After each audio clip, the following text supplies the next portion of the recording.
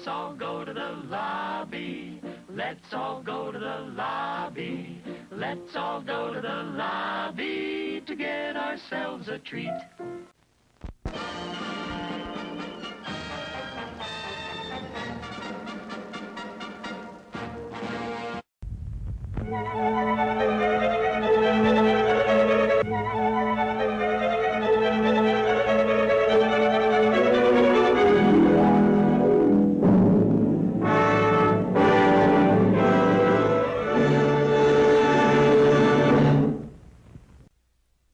Hello, and welcome to my movie review of Transformers: Revenge of the Fallen.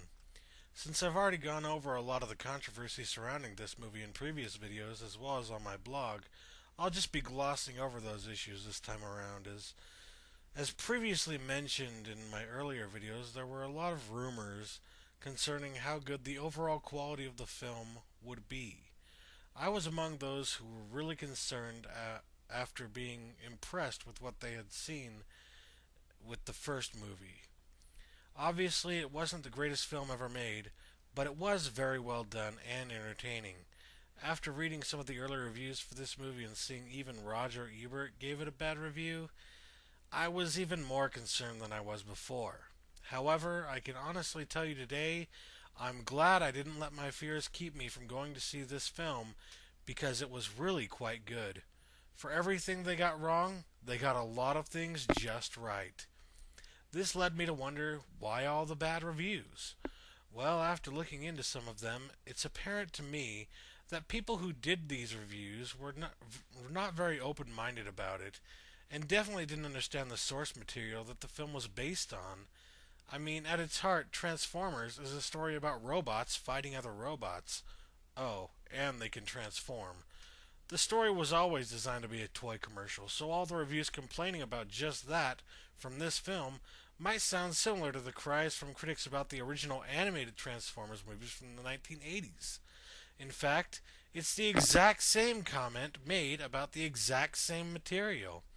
We know it's a giant toy commercial. That's not why we like it, though. We know the story is simplistic and even childish at times, but that's the point. Transformers is supposed to be a testosterone-pumped adrenaline rush for little boys. So is it any wonder that older men nowadays who have fond memories of using their feeble little imaginations to start fights with their toy robots would find a bit of comfort in strolling down memory lane and seeing their childhood dreams come to life in a way they could never have possibly imagined? I think what I liked the most about this movie is that it felt more like Transformers than the last movie did. It flowed much the same way the original cartoons and the original animated movie did. There was so much mindless violence and action on the screen that you just felt like screaming, "Hell yeah!" half the time. But before I get too in-depth here, let me start getting into the ratings I'd give this film. As always, let's start with film as art, and get this one out of the way as fast as possible, because obviously this is not an artistic film. Transformers would be beyond bad, bad beyond all description, if there was ever any art to it. Because you simply can't make art out of a bunch of robots fighting together, and you shouldn't try to. F it! There ain't no art in this movie. Now, getting into the good stuff, the special effects. They were amazing in this movie. Everything looked great, and about as realistic as any CGI has ever looked next to human actors. Obviously, there's only so much that can be done, but this looked just looked great, and very visually pleasing. If possible, the robots look less shiny and even more realistic in Revenge of the Fallen than they did in the last film. The special effects get an A+ from me in this film. Truly hard to beat when it comes to Michael Bay. When it comes to the story, obviously this is something of a debate, as even in the movies some of the actors were asking, "Get to the point! Where's the plot?" That's right, even in the movie they were asking that. However, the story felt like a little kid had written it, and as such, it had the magic of making you feel like a little kid again, imagining all of this. If I want one thing from a movie based on a cartoon and toy series from my childhood, it's the ability to make me feel young at heart again. Even though the story is so simplistic and pointless at times, it is exactly what was needed to elicit the memories that will make that child inside of all of us happy again. Because of this, I have to give it at least a C plus for reminding us all of the ridiculous plot lines of the 80s cartoons we knew and loved. However, my real source of contention here is the acting, and you better get ready for a bit of a rant here. If anything made this story suffer, it was the acting. Why? Because at pretty much every point in which a human character was introduced in this film, it felt completely out of place and downright alien, which is strange for a movie based on Earth. It seems as if the scenes were literally thrown into the film only to pad the bank accounts of the actors involved with the scenes. You could have found any actor in Hollywood at any price to do just as good of a job at running around and acting like bumbling buffoons as these guys did. The entire college storyline is completely wasted screen time that has nothing at all to do with the actual story, and doesn't move anything along in terms of the plot. Never before has there been such a huge chunk of completely needless, boring crap in the middle of a movie that added absolutely nothing to it whatsoever. You could literally take about an hour out of this film, leave just the scenes of the Transformers fighting, and it would be a better movie for it. That's right, Transformers Revenge of the Fallen, the Stoudman cut, now with only 5 minutes of Shia LaBeouf.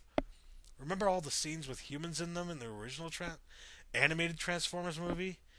Yeah, there wasn't but maybe 5 minutes total, if that. The reason?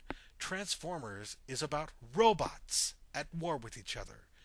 Humans don't enter the equation very often. If anything, even the good Transformers always seem to be rather apathetic about the effect they had on the human race. They cared enough that they didn't want to kill them, but that didn't stop them from fighting throughout the majority of the series. Why then do the movies have to have such a complicated plot involving humans now? Why do we care about Sam Witwicky going to college?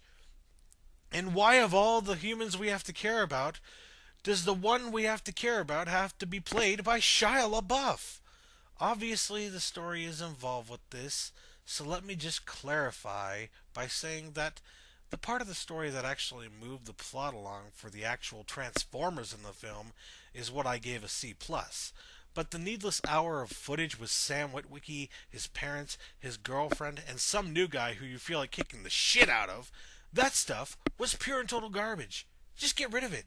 I don't want it. You don't need it. Stop being a douche and make Transformers about the damn robots. They are the only actors here. The only actors I should care about here are the voice actors.